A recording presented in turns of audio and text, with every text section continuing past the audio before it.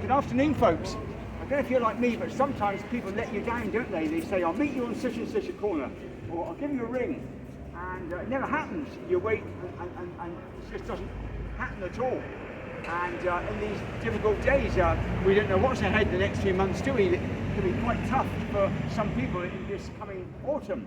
And people make various predictions, but are they going to happen? And you see products advertised, you know, cheapest available, but is it the best quality? I think it'd be nice any time, but particularly now, if people could rely on something. In other words, what we say.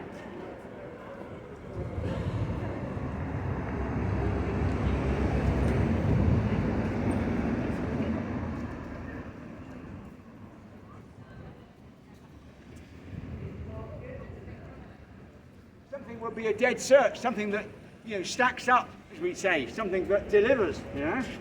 So I'm going to put some words on the left-hand side here, and these are dead certs that you can rely on, okay? The first thing is this, they all begin with the letter L. It's got a few minutes. It's important. Now, despite lots of people these days saying times are tough, you don't quite know what's around the corner, you find that people have always got time to play this.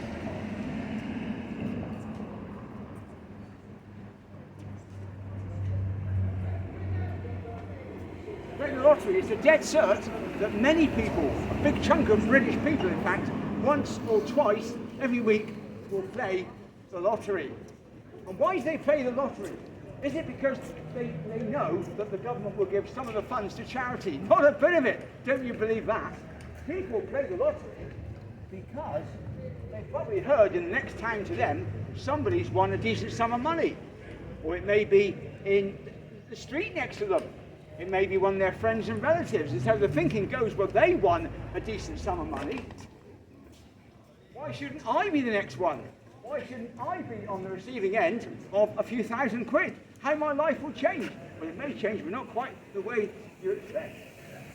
I find that when you look hard at the lottery, it shows a lot about the way people are. The world's bestseller says, in the last days, people will be lovers of self, lovers of money, lovers of pleasure, rather than lovers of God. And I find that absolutely true. If you take away self and money and pleasure, there's not much left in many people's lives, sadly. Those that live for self, there's always divisions, isn't there, between them and other people. So the lottery, first of all, reveals that people are very self-centered. The second thing about the lottery is that Camelot made it very clear when it started nearly 30 years ago that the vast majority of people will lose. What do you say? Tell me something new. Of course the vast majority of people will lose. But there's always a chance that I will be the winner. Camelot made it very clear when the lottery started that you've got a much better chance of winning the football pool than ever you have of winning the lottery. I'm not here to advocate football pools, by the way. That's just what they quoted as saying 30 years ago. Do you know, it's amazing how people play the lottery and some of them are in real financial problems. Debt helplines have been more and more busy since the lottery started, helping people out to manage with essentials. And despite what folk think, the lottery is actually not an essential. But to see people queuing up in shops and news centres, you think this must be the most vital thing of the week. But a lot of rubbish. And so sadly, a lot of people not only lose by playing the lottery, but they lose out sometimes on the vital things of life because their priorities are all skewed with this vague hope that somehow I'll be the lucky one this week.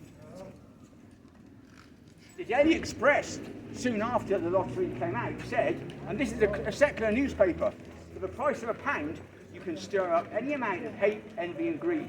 That was a secular newspaper talking about the lottery. Very interesting. Here's the third dead cert. Yeah, a huge amount of people, no doubt in this town too, will play the lottery. Vast majority of you will lose. Take it as read. But the third lottery, title, dead cert, is this. Whether you play the lottery or whether you don't, whether you're a winner or whether you're a loser, the fact of the matter is that one day we're going to have to leave it all behind. All our goods, all our possessions, we're going to have to leave it all behind. We can't take it with us. We brought nothing into this world, and it's certain we can take nothing out. But after we leave this world, what next? The Bible makes it very clear, it's a dead cert that after death comes judgment, which means we'll have to stand before God, our Maker, and give an account of our life. Now, many people actually would like to go to heaven when they die. What they don't realise is heaven is God's home, and it's a perfect place. And in order to go to heaven, you, by yourself, have to be perfect if you're hoping to earn your way there. But you're not perfect, and I'm not perfect. So, as far as God is concerned, none of us qualify for heaven. None of us qualify to be in his presence. However hard we try, and boy, people do try hard, you'll never be good enough, because God is perfect. And we are not. We are very unholy and imperfect and selfish. If God could shine a torch, a light inside your heart, you'd be shocked at what would be revealed. But the good news is this, that God knew we could never be good enough for heaven. This is what we're talking about, this rescue operation. Sometimes, don't you? These programs 999 and you get great rescue operations by the, police, ambulance, etc. That's great. But did you know that God counted the great rescue operation 2,000 years ago when he sent his son Jesus to die on the cross as the only way that you and I could be forgiven. God so loved the world that he gave his one and only son, that whoever believes on him shall not perish but have eternal life. Jesus died on that cross for your sin and for mine, for all those who have put their trust in him. Have you trusted in Jesus? I'm not asking you to go to church or if you've got a religious connection. I'm asking, do you know Jesus as your personal saviour? Do you know for sure you're going to heaven when you die? You cannot know that unless you have personally trusted Jesus as your saviour. Here's the fourth dead cert.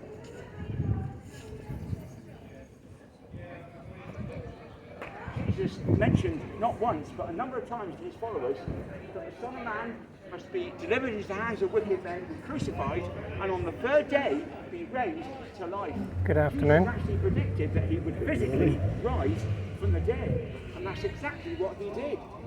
And because of that, that is proof that Jesus' sacrifice on the cross was accepted by God, authentic, and will provide forgiveness for all who will trust in him. Have you done that? What you need to do.